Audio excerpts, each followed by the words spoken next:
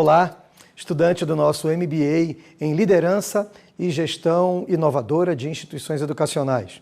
Eu sou o professor Gidalt Guedes, tenho a grande honra, satisfação de mediar a disciplina Educação, Liderança e Inovação, desenvolvendo competências. Estou realmente muito feliz de poder compartilhar com vocês e aprender junto. Sim, esse é o momento em que todos nós, do grupo BEC, lideranças, coordenadores, supervisores, todos estão se empenhando em aperfeiçoar, em autodesenvolver-se. É esse o nosso objetivo e nós, enquanto professores, também temos esse desejo de nos aprimorarmos nessas competências tão importantes para a liderança de nossas instituições. Mas eu tenho uma tese a afirmar para você nesse momento que é fundamental. Ninguém nasce líder. Exatamente. Existe um mito, existe uma crença popular de que as pessoas nascem líderes. Assim como tem a crença popular de que as pessoas já nascem falantes, que os bons oradores têm o dom. Não é bem assim.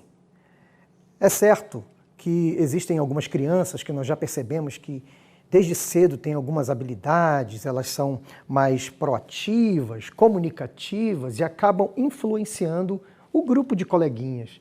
E por isso nós olhamos, nossa, vai ser um grande líder. Isso não é uma verdade em si. Uma pessoa que tem, desde pequeno, algumas habilidades que podem colocá-la na posição de liderança, essas pessoas um dia podem vir a ser lideradas por outras pessoas que, quando criança, não tinham tantas habilidades, não eram tão comunicativas, mas que no decorrer da sua vida, essas pessoas se desenvolveram como líderes. Por isso, eu quero afirmar a vocês com muita tranquilidade, que liderar é uma competência, uma capacidade humana e ela é desenvolvida ao longo da vida nas mais variadas experiências que nós temos. Na educação informal, que se dá no processo de socialização, na relação com a família, e com os coleguinhas, desde cedo. Também na educação não formal, que é aquela formação que nós recebemos na comunidade religiosa, no sindicato, formação que recebemos dentro das corporações, das empresas, e geralmente são momentos instrutivos, experiências que nos possibilitam desenvolver competências para a liderança, mas que não necessariamente estão previstas em um currículo, ok? Em outros momentos são propostas mais organizadas, tal como a nossa UniOBEC propõe para as nossas instituições. O fato é que nós, no decorrer da vida, no processo de socialização, na educação não formal, somos capacitados e também na própria educação formal, que se dá desde a educação básica até a educação superior. Mas por que dizer isso? Porque tem muitas pessoas que têm aptidão, essas pessoas que desde pequeno começaram a desenvolver algumas habilidades, elas se colocam como lideranças, mas quando você vai ver, não conseguem ter o sucesso almejado. Por que será? Geralmente são pessoas que se sentem capazes, competentes, mas não se aprimoram, não fazem essa autoanálise. E temos também as pessoas que não têm aptidão. Essas pessoas não podem simplesmente abrir mão, dizer assim, eu não tenho habilidades, eu não nasci para liderar, e se acomodam.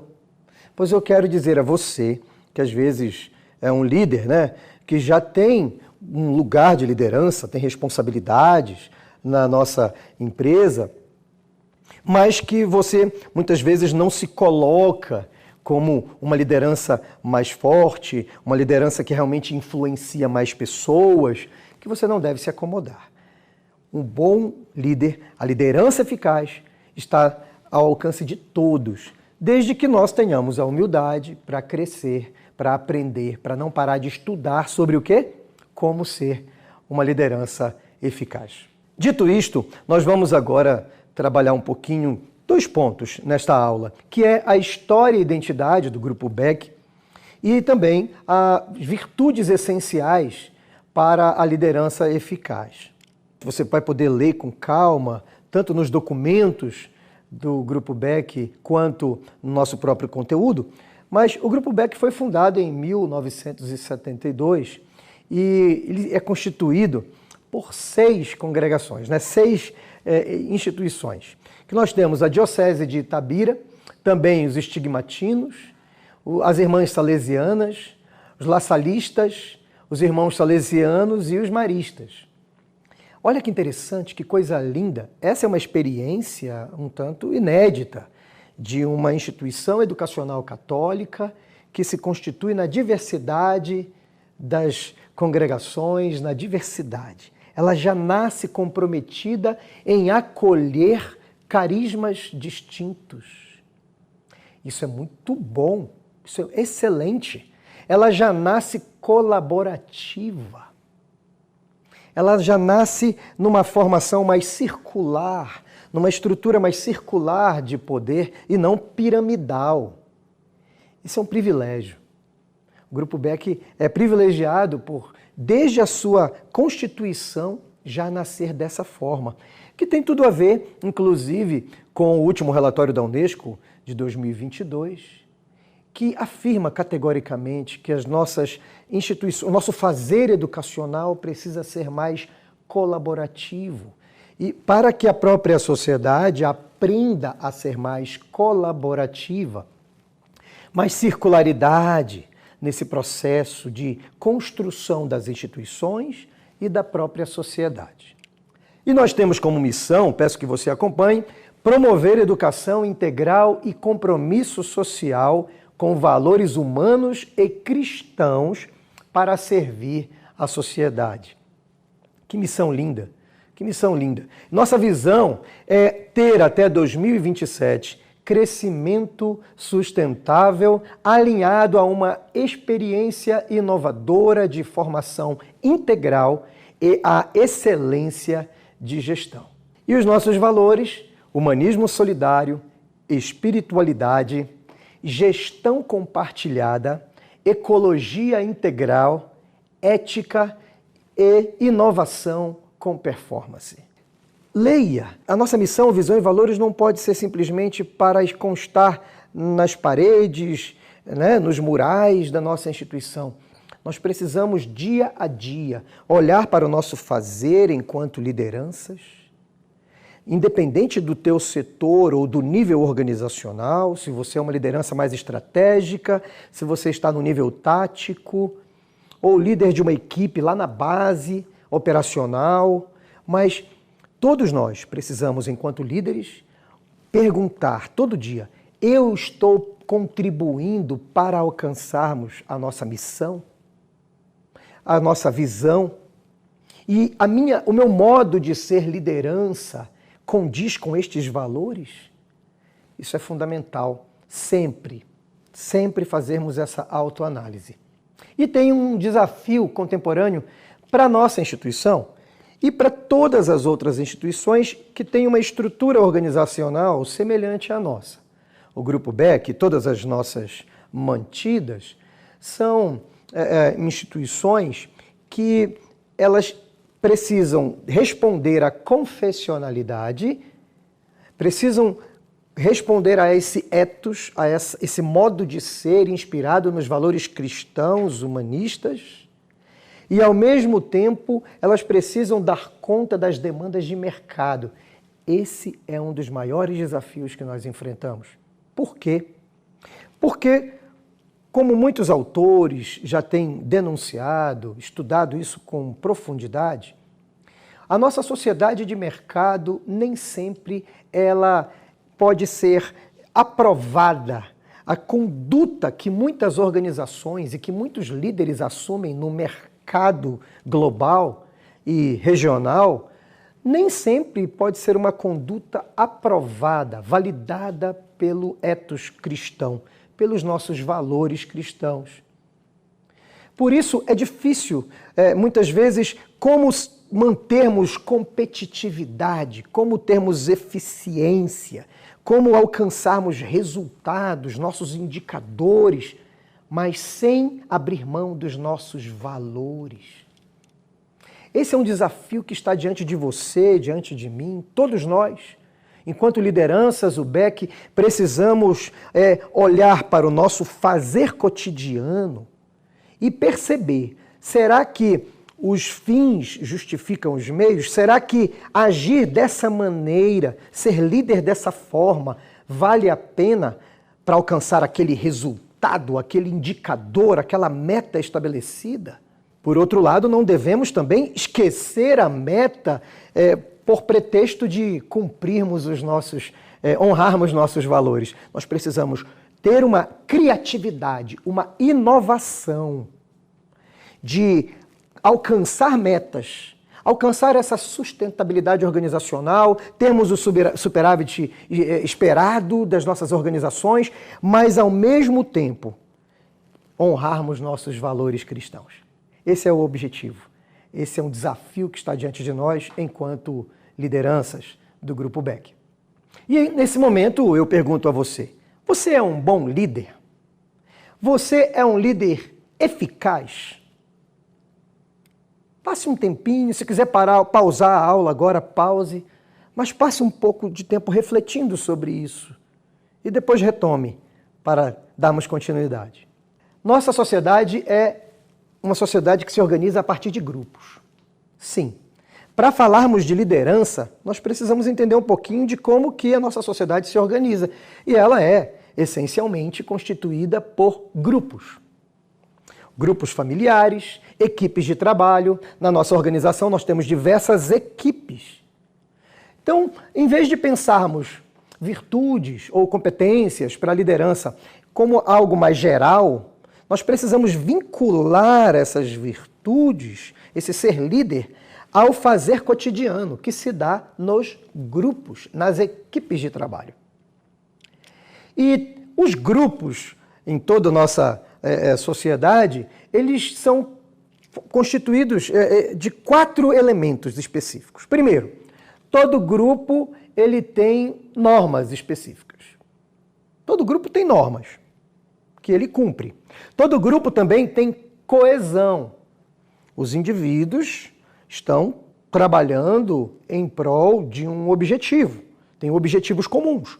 Todo grupo humano, independente da cultura, ele tem, no mínimo, normas, coesão, também tem vínculo. Os indivíduos precisam se sentir vinculados afetivamente, também vinculados organicamente nesse grupo onde ele está inserido, no desenvolvimento de suas atividades. E, por fim, todo grupo tem liderança. Então, se você perguntar para mim, como é que eu faço para distinguir se determinado grupo de pessoas é de fato um grupo? Por exemplo, você está na fila da lotérica para pagar uma conta. Na fila da lotérica, aquelas pessoas seguem normas, correto? Correto. Todos seguem normas. Não dá para ficar passando na frente do outro, tem uma etiqueta, tem uma norma que eles seguem ali. E todos têm objetivos. Existe um objetivo relativamente comum, que é todos querem chegar ao caixa para fazer algo, para pagar uma conta, né? Para fazer alguma atividade ali no caixa da lotérica. Mas eles não têm vínculo. Essas pessoas que estão ali não têm vínculo entre elas e também elas não têm liderança.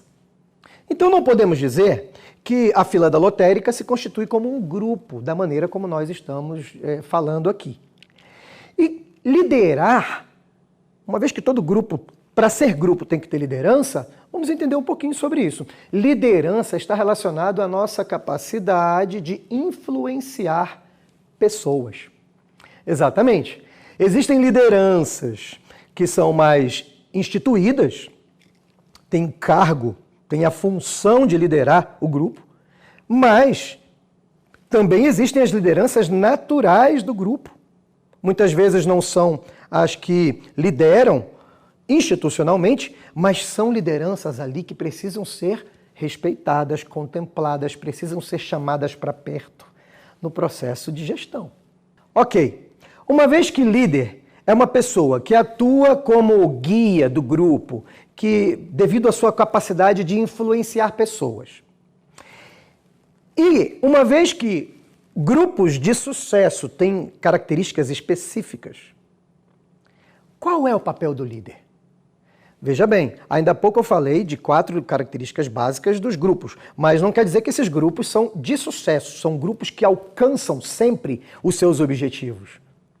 Existem, a partir de diversos estudos, que eu vou trazer para vocês agora, características dos grupos de sucesso, das equipes, que eu vou começar a chamar esses grupos de sucesso de equipes. Uma equipe realmente que alcança seus objetivos tem algumas características. Por isso, em vez de eu, enquanto líder, ficar preocupado em impor a minha visão de trabalho, eu tenho uma proposta para vocês, baseado nos nossos estudos, nos autores e na experiência cotidiana. Em vez de você tentar impor a sua liderança ao grupo, seu modo de fazer, seu modo de trabalhar, vamos ser mais profissionais, vamos ser mais técnicos, menos intuitivos e um pouco mais objetivos, científicos nesse processo. De que maneira, professor Gidaldi? Simples. Nós vamos fazer o checklist de quais são as características dos grupos, das equipes de sucesso. E você, ao assumir uma equipe, você vai observar se essa equipe tem essas características ou não. E qual é o seu papel como líder? É desenvolver as características dos grupos de sucesso para que esse grupo se torne de verdade uma equipe que vai trazer excelentes resultados sem abandonar de forma alguma os nossos valores. Algo que é fundamental, antes de seguirmos, de eu apresentar esse checklist para vocês, é entendermos que a espécie humana alcançou sucesso e ela sobrepujou, podemos dizer assim, as outras espécies e ocupou o planeta Terra.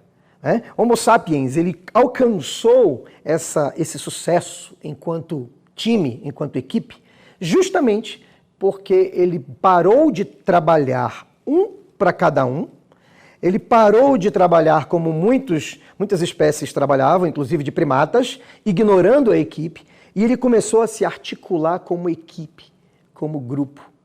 Ele começou a trabalhar na dimensão do cuidado um do outro.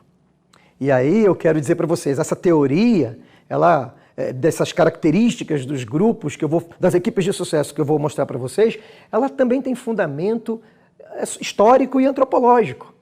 Porque a maior característica do Homo sapiens, que garantiu a nossa sobrevivência ao longo desses anos e séculos, é que nós trabalhamos na perspectiva do cuidado um do outro. Quais são, então, essas características? Primeiro, uma equipe de sucesso, ela tem clareza do propósito e da visão. Todos na equipe têm clareza do propósito e da visão. Quando um dos integrantes não tem essa clareza, ele começa a ter atitudes que não condizem com o propósito geral da equipe. Por isso é fundamental que a liderança, o líder, observe. Será que todos os integrantes da minha equipe, do meu grupo de trabalho, têm clareza da nossa missão, objetivos, metas? Também, a outra característica é empatia e boa comunicação. Boa comunicação entre as pessoas. Há uma interação saudável. Há uma interação em que aquele que fala não está somente preocupado em falar, ele está preocupado se o outro compreendeu verdadeiramente o que foi dito. Empatia e boa comunicação é fundamental. Também confiança e empoderamento. Confiança e empoderamento, fundamental. Como é que eu vou trabalhar numa equipe que eu não confio no outro? Por isso que a dimensão colaborativa e do cuidado precisa estar presente. Quando você está numa equipe e que de algum modo você tem uma desconfiança da outra pessoa, ou você não inspira muita confiança para a sua equipe de trabalho, eles não vão aderir. A adesão do grupo aos objetivos propostos vai ser menor. Por isso nós precisamos gerar, promover confiança e empoderamento. Empodere as pessoas, não tenha medo de empoderá-las como líder. O grande líder não tem medo de outras lideranças. Ele chama para perto, empodera, chama para o propósito da equipe, para o objetivo. Também outra característica é o respeito às normas e disciplina. Fundamental, faz parte daquelas 4 características essenciais dos grupos e foi comprovado nas pesquisas. As equipes de sucesso têm respeito às normas estabelecidas. Por isso a liderança que institui a norma, a liderança ela deve também ser a primeira que cumpre aquela norma, que cumpre. Ela deve ser exemplo. A importância da liderança pelo exemplo aqui é fundamental. Bons relacionamentos e cooperação. Bons relacionamentos, inteligência emocional, passa aqui. Inteligência emocional está totalmente relacionado a essa característica dos grupos de sucesso, que é bons relacionamentos e cooperação. Também sentimento de pertença. Eu já vi lideranças que não valorizavam os objetivos dos indivíduos.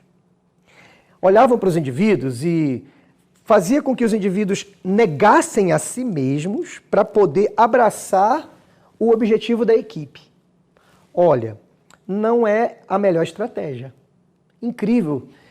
Ah, mas será que dessa forma eu vou incentivar o individualismo, incentivar uma postura mais egoísta? Não é isso. Lembra, vamos fugir dos vícios e vamos buscar as virtudes do equilíbrio, que estão no equilíbrio dinâmico da vida. Quando você tem uma pessoa que é extremamente individualista, ou um grupo que é individualista demais, eles trabalham em equipe, mas lá no fundo eles não estão preocupados com o ganho da equipe. Estão preocupados em escalar, em crescer a partir do seu trabalho, chamar atenção para si. Outro extremo é quando os indivíduos são anulados e forçados a assumir o objetivo da equipe como um todo. Tem que ter um equilíbrio. Cada liderado seu precisa perceber que quando ele luta pelo objetivo da equipe, que é um objetivo bom, ele também cresce junto e todos crescemos juntos. Esse sentimento de eu tenho crescimento pessoal, ao mesmo tempo que eu batalho pelo crescimento do coletivo, do grupo, da minha equipe, esse sentimento gera vínculo, pertencimento de uma maneira fantástica. Então, é preciso ter esse balanço, sabe? Esse equilíbrio de promover vínculos entre objetivos individuais e objetivos do grupo. E, por fim, também o reconhecimento individual e coletivo. O reconhecimento faz parte de uma liderança que não tem medo de elevar, de exaltar as pessoas que realmente se empenharam, que se dedicaram. É muito importante fazer isso com a sua equipe. Reconheça o mérito, o esforço. Às vezes a pessoa não alcançou a meta, mas você viu esforço. Reconheça o esforço. Reconheça, tanto o individual quanto do grupo, do coletivo. E evite, claro, em contraponto ao reconhecimento individual e coletivo, evite chamar a atenção das pessoas em público. Essa não pode ser uma característica das nossas lideranças. Tem algo a dizer, tem um feedback a ser dado, chame a pessoa no privado. Se esse feedback às vezes é mais delicado, é difícil de ser falado, mas precisa ser dito, faça isso com toda essa cordialidade, com esse respeito à pessoa, ela vai agradecer. Ela vai agradecer a você e vai sentir que você, como liderança, quer trazer essa pessoa para você. Você quer abençoar essa pessoa, dando a ela uma orientação para que ela mude o seu comportamento, para que ela tenha uma postura diferente. E não, ela não vai olhar para você como uma ameaça, vai olhar para você com respeito, como uma liderança de maturidade. Por fim, eu gostaria de recomendar a vocês a leitura, inclusive está no Spotify, você pode ouvir o audiobook, do livro O Monge e o Executivo, de James Hunter. Um livro fantástico. Esse livro mostra como as organizações no século XX, as empresas, foram todas inspiradas em modelos militares de gestão. e no modelo militar do período de guerra. E a eficácia dos líderes, então, era vista sempre a partir desse paradigma, o paradigma da liderança militar. E o James Hunter participou, foi para um mosteiro, lá no mosteiro ele conheceu um monge maravilhoso que tinha sido uma grande liderança militar e que também foi uma grande liderança de corporações nos Estados Unidos. E esse camarada, no final da vida, após a morte de sua querida esposa, ele decide ir para um mosteiro e ali ele fazia encontros para o desenvolvimento de outras lideranças na sociedade. E o que ele aprendeu, James Hunter aprendeu naquele mosteiro algo muito importante: o modelo de liderança de Jesus, a liderança servidora, a liderança pautada no cuidado do outro, é de fato a liderança mais eficaz. Por isso, em vez de adotarmos uma estrutura muito rígida, piramidal, que distancia os chefes dos seus liderados, nós precisamos saber fazer o equilíbrio disso, sem perder a referência enquanto líderes organizacionais, mas conquistarmos dia a dia a nossa equipe de trabalho, porque pelo exemplo, pelo testemunho de uma liderança que se espelha no modelo de Jesus. É isso, fica aqui esse desafio e o abraço para todos vocês e nos encontramos na próxima aula.